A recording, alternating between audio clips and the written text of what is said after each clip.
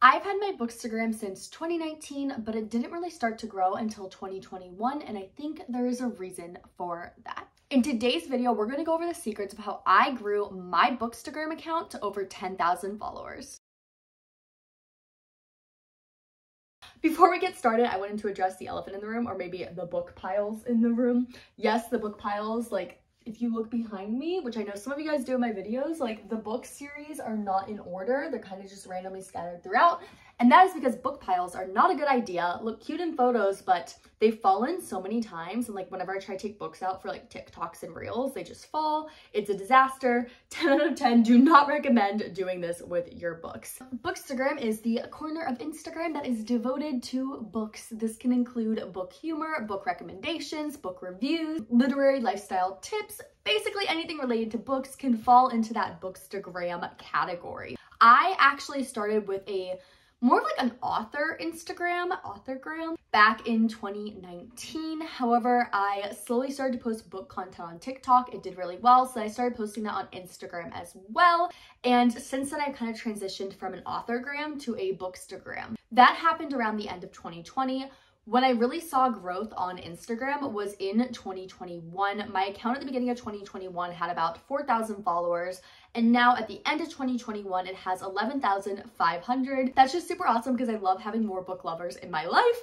But I thought I would go over the ways today and the strategies that I implemented in order to get that massive growth. Before we get into the juicy details, make sure that you are subscribed if you're not already. I post book-related videos every single week, and I'm currently doing a series about how to become a book content creator. So we're going to be going over Instagram, YouTube, and TikTok. You're not going to want to miss this series. It's going to be absolutely phenomenal. So definitely subscribe, hit the like button if you haven't already, if you're excited about this series, and let's get into Instagram. The first tool, which I find to be extremely helpful, especially when I make my little like graphics that have words on them, is Canva. Canva is a free app, but there's also a pro version. I personally have the pro version and I absolutely love it. I will leave my affiliate link down below if you want to get Canva Pro, and I will get a little bit of a kickback from if you buy from that link in the description down below at no extra cost to you. Other than Canva, when it comes to Instagram, I do use like a scheduler app, but actually recently I've been getting away from scheduling out my posts so much and just kind of going with the flow a little bit more. I think Reels has really changed the landscape of Instagram. Before, everything used to be like really planned out, but now with Reels, I feel like I'm more in the moment, which is fun in some ways, but I still always make sure I have enough content. So I actually have a video I made all about how I content batch and take 6 months worth of photos at a time. I will link that video. It's absolutely phenomenal. It was done a couple of years ago, but it's still the exact same process that I do to this day. So just having those photos taken and ready to launch is great. That video also goes over how I take photos on my own in case you're like me and you're just like a single Pringle who needs to take their own photos and has no one to take photos or videos for them. The other tool that I love to use when it comes to editing photos is Lightroom. This can be a nice tool to just do a little bit of touching up, not necessarily like Photoshop touching up, like Photoshopping yourself, but like let's say the photo's a little bit overexposed, you can go into Lightroom and adjust the exposure. The one thing I have changed that I think really helped me grow on Bookstagram is this one hack. I don't even know how I came up with this hack, but I basically one day went onto the Explore page and I was like, what Bookstagram photos are getting onto the Explore page? I looked at all the photos that were getting there, noticed what common themes there were, and then tried to integrate that into my own photos. What I noticed is that photos that really have a strong, like what's in it for the reader or what's in it for the viewer performed well, which is how I got to my idea of having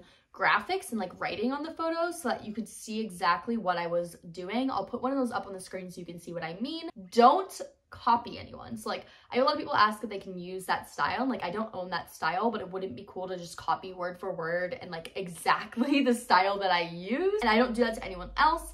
But everything is inspired, so go through the Explore page, see what's performing well, and how you can take your own spin on whatever is performing well. Another tip when it comes to posting photos is to post your own original content. It's not great to post just like memes that other people have created or photos that other people have created, especially if you don't give them credit. Even if you do give them credit for a meme or a reel, ask them before posting. I've had so many people post my reels without permission, and it's really uncomfortable to me because it makes me feel like I don't own my image. And it's technically, I don't think, legal in the United States to do that without having express permission. So definitely make sure that you're asking people for permission if you're doing that. However, I don't think that's a great way to grow an account, especially if you want an authentic community who's there for you and not just for the content. However, Instagram isn't just for photos anymore. It is also a video creation app. And I know some people are like protesting that, but if you truly want to grow and you want to connect with people and have more fun, in my opinion, I highly recommend utilizing the Reels option on Instagram. I'm going to be creating a video coming out probably after this one all about TikTok. So definitely make sure that you're subscribed so you can watch that book talk video. I also have a video on how I content batch my short form video content. So those two things are going to apply to Reels. The only thing is, of course, you're going to want to not have the TikTok watermark when you post to Instagram. I edit all my videos in a free app called CapCut, and then from CapCut, you can export it to both Instagram and TikTok so they don't have the watermarks when you're uploading them. When it comes to Reels and TikTok, there's a few key similarities and differences. The similarities, of course, are keep it short and snappy, be authentic, have fun, really hook the audience and make it about the audience and what's in it for them. However, Reels tend to be a little bit more aesthetic. There's different trending sounds on Reels, so I actually recommend using the sounds through Reels and using the sounds through TikTok instead of using the exact same sound on both apps. But the other thing I think is different about Reels versus TikTok is I think when people watch Reels, they're watching more with the intention of like finding people to follow, whereas TikTok is just kind of like an abyss of content. So a tip that one of my friends gave me, which I've started to use and has grown my following a little bit, is just say like follow for and then why people should follow you. For me, I say something like